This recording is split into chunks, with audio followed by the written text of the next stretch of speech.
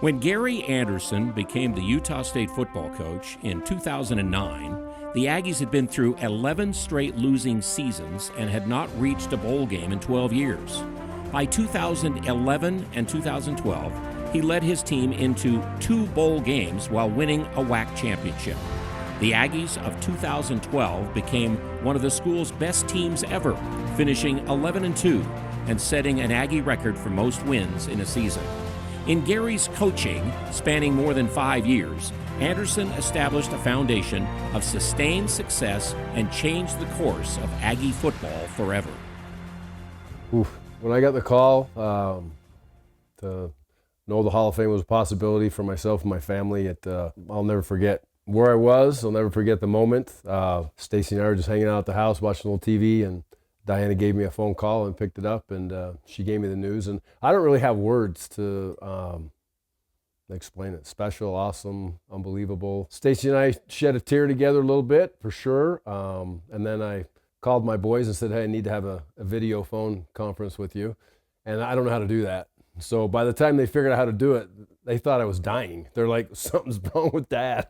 But then we had a very special phone call with all the boys and all the girls together. And like I say, a moment I don't really have words for, and it means the absolute world to me.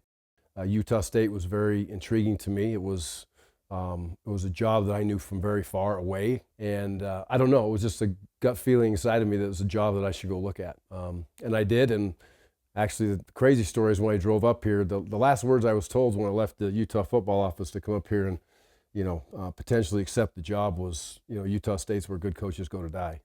And I'll never forget that. I'll never forget that. And I thought about that driving up through the canyon and got to the parking lot, and I called Scott Barnes and I said, Scott, I need to meet with the players first. I need to meet with some players. And I can't, Brendan McFadden, James Brindley, there was three or four of the kids that were there. I can't remember off the top of my head who was there. But instantly, within 10 minutes of that meeting, I knew that, you know what, this is a job I want. This is a job I need to take. And first thing I did when I took the job was I implemented a game plan of what I knew would fit and what I knew would work, which was loving kids and having an athletic director and a president that had an agenda to help kids position themselves to excellence, I would say, in football, academics, and athletics. And we had that with Scott. We had that with President Albrecht. It was fantastic. And there was no outside agendas other than kids. And I felt that when I was here, and I knew that when I talked to the kids. And that was the first thing I did, is get to know those guys. The Hawaii game was an amazing moment. It's burned into my head forever. I can remember that thing from halftime to the end of that game, and then walking off that field was unbelievable. We were down 28-7 at halftime. And one of the ironic things is you can go back and it's you can still see it on TV.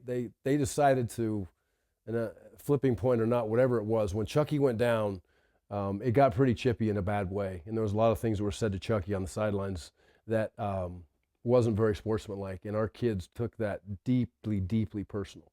And I think they walked into that halftime upset, extremely focused, and kind of a we'll show you attitude. But once we got that win in that game, walking off that field at the end, it was just like, man, this is an unbelievable group of kids. Again, it's them that did it. They came back and never quit and kept on grinding and digging and made some special things happen that day. And that's a day that none of us will ever forget. 2012 year was unbelievable. Those 2 losses were obviously just gut-wrenching. I looked at every game the last 2 years to where I never thought that, we went, year 1 or 2, we went close to Oklahoma. We came close to Texas A&M. We were right there with all those guys. We were a fake punt away from at least making Texas A&M score in the last little bit to be able to beat us, whatever, all those things that came back. So we were in some of those games. I felt going into Auburn that, defending national championships, Chucky's a wild card. They've got the spread offense. Are they going to be able to handle it? And again, we walked in with an offensive line that we were tougher than Auburn. I mean, we were more physical than Auburn. Our kids were tougher than Auburn. They had tremendous athletes, obviously. In the end of the day, they made the play to win the game. But we came out of that game with belief that we could play and we could beat anybody. I believe that. I think we went into that game with that same attitude. There was no, oh my goodness, we're in this stadium and this Eagles flying around or whatever before the game. It didn't face those kids. They went and played. and that was a great start to that season. Obviously, the BYU game was a tough one, but you look at the rest of those games, and those kids were dialed in every week. They never lost concentration. They were prideful of where they were going, and there were great players. Look at the number of kids in the NFL. Look at the number of all-conference kids. Look at where those kids are now in life and what they're doing. I mean, Keegan, just my boy, oldest boy, just got back from Disneyland with the whole crew of those kids got together, and they're still thick as thieves to this day. And it's fun to see those guys together, be tight like that, and spend the time they're together. But the championship where it was amazing, going down to La Tech, overtime. You know, I'll never forget Jake Dowdy hits him. The quarterback keeps the ball, hands it off, whatever he did. I can't remember, it was inside zone. And all I remember is looking around, everybody's running around. I'm like, did he make it? And the official looks at me and he goes, no, coach, the game's over. And I ran and jumped on somebody's back. Utah State wins.